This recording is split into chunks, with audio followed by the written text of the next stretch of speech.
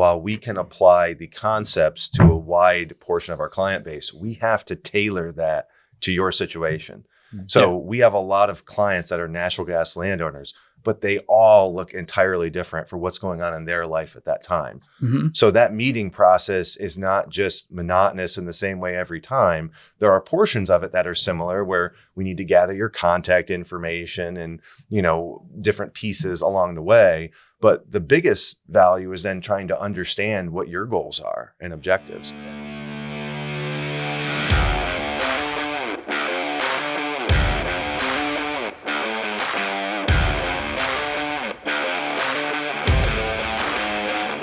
I appreciate you guys being here.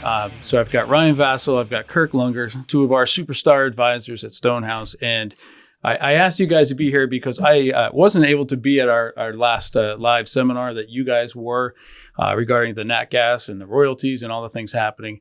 But I know that not only at that seminar, we have future ones coming up here in the next couple of months as well.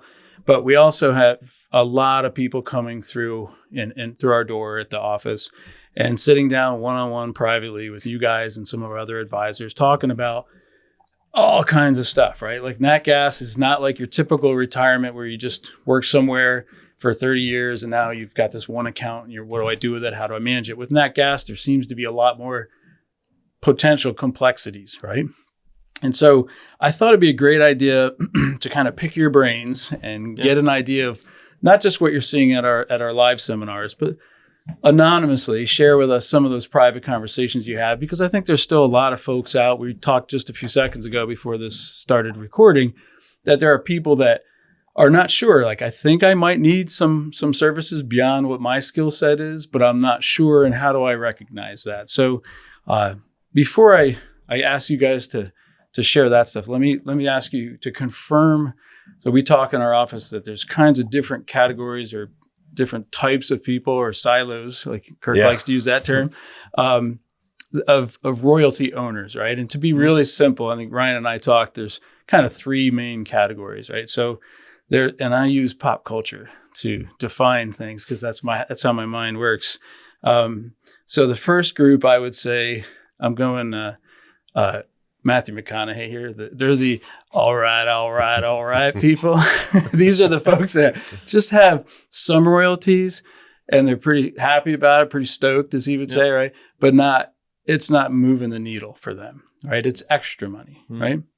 Then we have, this is my Creedence Clearwater reference to the fortunate son, but I call these the fortunate ones. So those are the folks that actually have a difference to really solidify their financial future.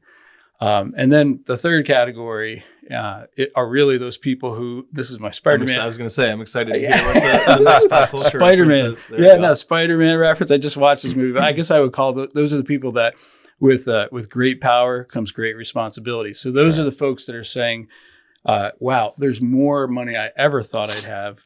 And this is more than just about me. This is about my family and maybe my future generations, right? So they're thinking about maybe bigger things and creating entities and trusts and next generation stuff. So would you guys say that those are kind of maybe good three categories? Am I missing anything there?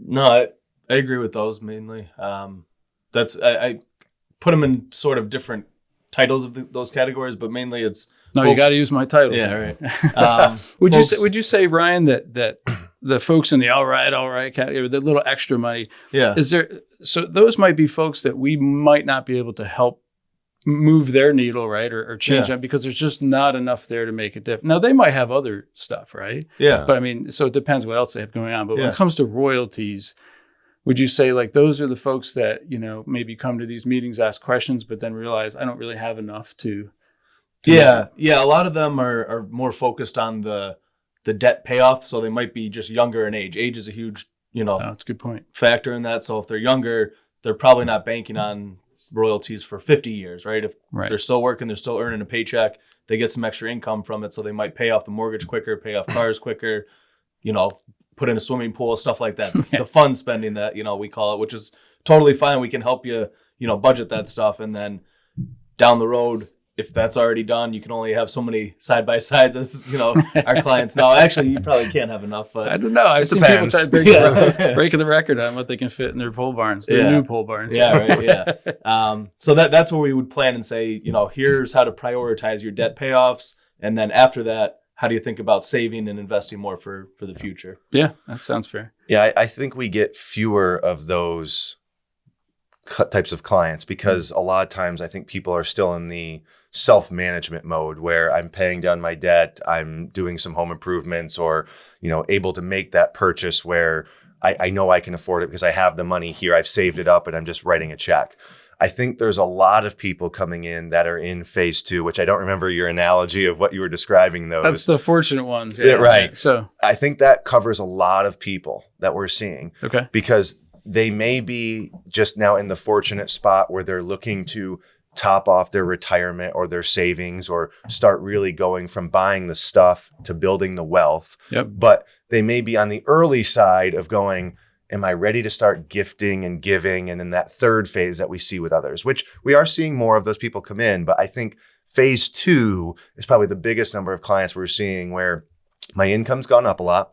The price of the commodity's gone up a lot. Since the timing of us recording it today, we know it's came back down. Yeah, so right. the one thing we can control is not the price of the commodity, but it's what we do with that money. So Right. I think that's where a lot of people fall into that second phase because many of them may have had other careers or they built wealth, whether they were a school teacher, they worked in manufacturing, whatever the circumstance may be. They probably didn't buy this property thinking it was going to pay them out huge dividends and gas income. Right. But now that they're receiving it, it's now a matter of going through these stages, which almost every one of the clients we've seen that has natural gas royalties has done, that then says to themselves, when am I ready to think about passing that baton and looking for the right partner? Mm-hmm. And I think that's the big thing that we can add value to folks is taking a look at and listen to where you are today and see, are we the right partner for you with where you're at now? Or is it something that maybe over time we could then be in a better position to help you achieve those goals? Right. And I think that's interesting because that's why I love giving these meetings and having these conversations because we're all about wealth management and all different pieces of your life, right? And not just growing and building it, but also protecting it and making sure it passes on to whomever. But what's really interesting about nat gas for us is somebody might have natural gas royalties flowing in $1,000 a month, $500 a month. And you ask them like, oh yeah, that's just a little piece. In the meantime, I saved $1 million in my own retirement account or my wife and I, my husband and I, whatever. And so there's a ton of places we find we can help them, whether they have, that really doesn't matter. Once it comes in, it doesn't matter so much if it came from a royalty check or from a retirement account. It's their money. Yeah. They want to protect it, pay little taxes and make sure there's enough to live on. Yeah. It's the age old accounting analogy, right? Cash is king. So, that aspect for Thank you our for clients. for not saying crypto is king. We get very few questions about that. So, in terms of income for financial planners, we're always talking about cash flow. Right. And that's what we're seeing now. Many of our current clients that have natural gas royalties and prospective clients are very cash flow positive. Great position to be in. Yep. Always great to have more money coming in than going out. But then as that starts to fill up and we talk about our bucket strategy, well, then now that cash is starting to overflow and really accrue to build up into these big levels. Right. Yeah. And that's the trigger. That third phase that you were talking about is, hey, I'm getting more than I ever thought I would and more than I probably need, ? That would help with that too, to say, where is that line that you'll probably be comfortable? And then what's the next step after that? How do I protect it, like you said? And then how do I maybe pass it on if that's the right move for, the individual? So. Yeah. So when someone comes in, let's say they're in the all right phase, right? and they don't maybe think they're, I guess what I want to ask about is their cash management, as you just brought up. The last 10 years in our business, we didn't really focus too much on someone's cash because they basically, the concept that we usually worked around was keep what you need in cash and don't expect too much of it, but make sure you have enough on hand. And the rest, we have to invest it and push it out further into various investments, right, to grow that thing. Now we've seen with rates in the last year or so now there's some options, and paying attention to your cash makes a lot of sense and can really add a lot more money back into your pocket over time, right? And we're finding that a lot of folks that are coming through are still kind of in that sit back mode and just let it stay at the same place it's been. Yep. And I think there's a lot of upgrade, certainly a lot of review, right? That you guys are finding that you're doing with folks to kind of open their eyes about what's available now. I think that's the opportunity. Yeah. I think there's a lot of people out there that might be immune to what other investment opportunities are out there that might be the same product that they're used to at the local bank, but the local bank is giving you an anemic rate compared to what an external partner might be that could give you a rate that's far more acceptable to you with a similar product. Right. But yet now it's more important than ever to look at knowing your numbers. Right. It's not just, I put it in the bank and the bank is safe. Well, that is true. You might be leaving thousands of dollars, maybe even more on the table, especially over time, because that's the one X factor with every natural gas landowner we work with or investment retiree is, time is your most precious asset. And we just don't know what this income is going to look like over longer periods of time for folks. So what you do with it today is the one element that you can control. And that's where we'll usually start is knowing your numbers. Where is your money going today? Because as you have more of it, it's easy to kind of just overlook, I pay my bills and we live comfortably, but stuff some here, stuff some there. Ryan, talk to me about the process of that. Like how do you, when someone's like, I got this here, like what do you do to kind of consolidate that and kind of give a clearer picture of maybe some recommendations? Yeah. So we talk about those building blocks a lot, just trying to keep it simple. So in a seminar, we're typically not going through someone's accounts dollar by dollar, but bring your statements. Not good. But definitely in, a one-on-one meeting where a prospective client comes in, they say, hey, what do I do with this cash? My first question to them is, where is it? How much do you have in dollar bills, whether it's in the bank or in a safe at home? How much is in CDs? Do you have any investments on top of that? Do you have an IRA from an old workplace plan? Yes, no, either way is fine. But just kind of putting together that map and that outline of where the cash is and where the money is now, and then figuring out, do we need more cash on hand? Do you not have enough? Are you investing every single dollar where it's tight to pay your bills? Yeah. That might not be the best strategy. Do you have way too much cash and you're afraid of the markets? You don't really, know them too well. You never had an investment account. You're not too familiar with them. So that's where we kind of say, build up on them. When you fill up one bucket of the cash, maybe CDs are your next move. After you fill up your CDs and you have multiple banks with multiple CDs and all you know about them is someone from the bank calls and rolls them over every time they expire. Right. Maybe it is time to look at that next step of the more of wealth building instead of just cash protection. Yeah. You guys kind of, when you say that, you remind me of like my mother when I was living as a single person, and she would come over and be like, if the flowers you got here and this that you have here, like if you just put this over here 3 feet, it'd be in the sun and it would actually grow. Like a lot of people have their stuff parked somewhere and it's just been easy and there's been no real option for that cash. And now all of a sudden, if you just move it from here to here, it's not a major change. It's not, in most cases, it's not any more risk. Yeah. It's just a simple maneuver. And next, it's growing for you where it wasn't before. Yeah. There's also the common answer that I've gotten most recently in the last year and a half is it's what they've always known. So as these incomes have grown and they've been getting cash flow for years from natural gas royalties, but they fluctuated. But now most recently, we've seen them really pick up. There's a certain element that this level of wealth is completely new to a lot of the people we're seeing. Sure. And so it's somewhat intimidating in that regard, where just putting it in the bank it's safe, it's there. I just keep putting it in there. And then as they're balancing all these other investment objectives and decision-making they're making, from improving their home, buying a second home, helping out a family member, it's easy to then use that bank partner. But yet what we're finding often is those balances just keep growing. Right. And so that's where beyond that initial meeting of just where their money is, there's the human element, which is then, trying to understand people a little bit closer, where it's not just about your money. It's about, what is your family structure? What is your family dynamic? What's important to you 5 to 10 years from now? A lot of times there are things that aren't financial that impact those decisions. And the more we understand what makes you tick and what your priorities are, I think the better value as an advisor we can provide. And that's something I think we've been trying to uncover more of late with folks is, all right, I have this money coming in. What do I want to do with it? Yeah. And that's the piece. A lot of folks come in that, they maybe met with an attorney, maybe they set up something, they met with multiple accountants, maybe they did something different with each one each year throughout the years, met with different financial advisors. They all recommended something different. So they say, I'm getting a lot of information that's good, but I walk away from those meetings more confused than I was going in. So yeah, that's a really valuable point. I'm glad you brought that up. We try and kind of simplify it and cut through the confusion a little bit because it can be overwhelming. Like you said, you've done the hard part of building all this wealth. Now, what do I do with it? How do I protect it? We talk about that in our presentation, our live seminars, right? That most people, going back to your siloed term, right? Most people have that siloed approach where they've gone to their accountant, they've gone to an attorney or an advisor or several in the past, and you just need someone that bring it together. And I think that's, this is a braggadocious moment here, but I think that's where we excel because I think that people come to us once they come through our system and start working and seeing the breadth of what we help them take care of.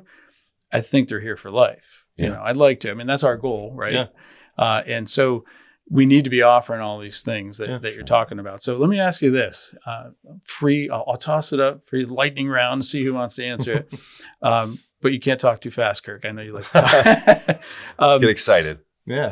How that when you talked about those things the last couple of minutes, it seems, if I'm not from the financial background, it seems daunting. It seems kind of overwhelming. And it feels like, oh my gosh, how long are these meetings, guys? Like that sounds like torture to me, right? So when you think about it, the folks that we're dealing with are usually folks that don't really enjoy and get a lot of excitement out of managing all those topics. So having to sit down and go through all that with you sounds like a really long process. So I know the answer is that we streamline it, but can you talk about sort of the timeline from when someone first calls and says, hey, I think I might be interested in having that free conversation, and how does it go from there to, full on like, hey, we're part of their team now? Yeah, I'll jump in and I'll jump in and start it. So for me, I like to tell most folks when they first come in initially, this is a marathon, not a sprint. So they might have had a neighbor, a former coworker, a relative that recommended us, but yet at the same token, we're starting a new relationship here where we really need to understand them better. So this is a process that will take place over time where the objective is, are we the right fit to help you achieve those goals that are most important to you? Yeah. So within that, most meetings are going to last between 30 to 60 minutes. And why? Because we could keep you there for 6 hours, but you're going to forget what we talked about in the first half hour. And by that point, you might be going, boy, these guys are a little long-winded. Yeah, so this is why I don't run as many meetings. Right. I can't stop talking, but go ahead. So that process really begins when someone's ready just to sit down. And there's no charge to sit down and have a conversation. The objective for us is really to understand what you're looking to do. Is that a match for what our service is? There are times and, there are situations where we'll say, look, it just doesn't seem like we're the right partner for you. And that can be okay. The idea behind our business is that we want to make sure that we could hopefully be working with you for long periods of time. Right. So, that roadmap that we want to build is something you and I've talked about for years with clients. It's like a piece of clay. We're going to come in, define what your most important top 3 priorities are today, and then reshape them over the years because they're going to shift. Right. And that's what I think I like to express with clients that are first coming in is don't feel as intimidated, even though I understand why you do, because unlike a lot of other professionals you've worked with, it might seem like you're going through the drive-through and you're deciding between burgers and fries or nuggets, but yet, in our relationship, we're trying to be sitting by your side as that partner or CEO, whatever title you want to assign, that says, hey, this is that person that's helping me with all these decisions, taking on the heavy lifting, where I can offload that from my responsibility, pass that to you, and then I can free up my time to focus on other interests that are more important to me. Right. Family, spending time with loved ones, whatever it may be, charity, and that's the piece where someone has to do that work. Right. For a lot of times, people we just meet, it's been themselves. Sure. And that we're that voice that could say we may be the right fit to help offload some of that. Yeah. You think you missed anything, or was that? That was pretty much the roadmap of what we're looking to do with folks. So typically, if someone first walks in the door, they haven't met with us before. Like Kirk said, they might have been just recommended by a client or a friend or someone. That usual first meeting is us kind of explaining how we work with folks. So 30, 60 minutes, this is what we do. This is how we manage money. This is what, the typical meeting and process looks like with us. Sometimes folks are happy with that at the end of that meeting and they say, start me an account. Yeah. I want to be a Stonehouse client. Let's do this. Usually we don't push for that. You don't get the hard sell of, now or never is you need, Sure. you need to make the decision. Yeah, we worked really hard to create a very open door policy, Yes. right? So you can come in anytime and you can leave anytime, right? Yeah. We hope they to don't stay. leave. Yeah. And if they do, we want to know why. But yeah. Yeah. I usually tell folks after that first conversation where we get to know them, they get to know me. Think about it. Call me back in a week if you have questions. There's usually always a couple lingering questions that right when they walk out the door, Sure. They're driving home. They're like, I forgot to ask that. So Yep. even if it's 5 minutes after, you can call Kirk or I. We're both the same. So, but the process of becoming a client is very easy. You get some information on you, dates of birth, address, stuff like that. We determine what kind of account you need, and then we use our custodian Fidelity Investments, open the account, and then funding is as easy as writing a check. Or if you have an account at a different institution, we just do the paperwork to transfer it over. So anywhere from a couple days, a day or two to a week is usually the time frame to start. So you guys do all that work as much We do. so that you take it out of their hands, right? Yes, try and make it as you like kinda you said, streamlined. This whole I did a video, I don't know, a month or two ago about momentum, and this kind of reminds me of that. Like whether you're going to it was New Year's resolutions and stuff. So whether you're going to the gym and trying to fix whatever you got that you want fixed, or you're going to a nutritionist or a health coach or whatever, if they came in and told you you've got to do your entire life differently, Right. they'd probably have no clientele, right? So I mean, we're very cautious of that. Like most people don't like to change their entire world. But we usually start out with the first couple of steps, right? Like, hey, these are the two, maybe the biggest priorities you have going on that we can fix and make a big difference. Yeah. After that, like you said, the lump of clay, right? Kirk will go back. We'll start carving a little different, teaching different habits if we can, if that's important. I think people are surprised a lot of times too that they are doing a lot of the right things. So sometimes you get people come in that you're like, hey, this is really good. Check off this. You're doing this already. Good. And they're like, really? I should be. It's like, no, you've done a lot of that stuff already. Yeah. So I think there can be an intimidation factor sometimes. Yeah, 100%. Of even coming through the door. It's like, oh, he's going to tell me I can't retire or I'm spending too much here. I need to be doing this, and this. A lot of times they're doing the right things already. So yeah, at least, and they throw their statements out so they can't lie to you. Like when we go to the dentist, they're like, "Are you flossing twice a day?" You're like, right. Yeah. They know. They always know. I feel like. It's custom. I think that's the main thing to take away is while we can apply the concepts to a wide portion of our client base, we have to tailor that to your situation. So we have a lot of clients that are natural gas landowners, but they all look entirely different for what's going on in their life at that time. So that meeting process is not just monotonous in the same way every time. There are portions of it that are similar where we need to gather your contact information and, different pieces along the way. But the biggest value is then trying to understand what your goals are and objectives. Yeah. And that's the custom advice that we need to deliver, because what you have going on may look different than your neighbor who has the same parcel of land or size as you and lives right next door for the last 30 years, but their situation could be very different. Yeah. It doesn't make one right or wrong, good or bad. It just is the uniqueness of our business that while there are a lot of similarities across clients, we need to make sure we are applying each one of them in what is the most appropriate way for you. Yeah, I think that's really great. I think you just hit on it. The thing that makes us unique is that the tools, the options, the investments, the choices that you get from a big firm with that small town, that small custom, feel. Yeah. And I think we probably don't talk about that enough. Not that we need to drive that home in this conversation, but the importance of feeling comfortable with your advisor. In some cases in our offices, a lot of times it's more than just one, right? There's a couple of people that are constantly being involved in managing and working on your account, and you need to feel comfortable.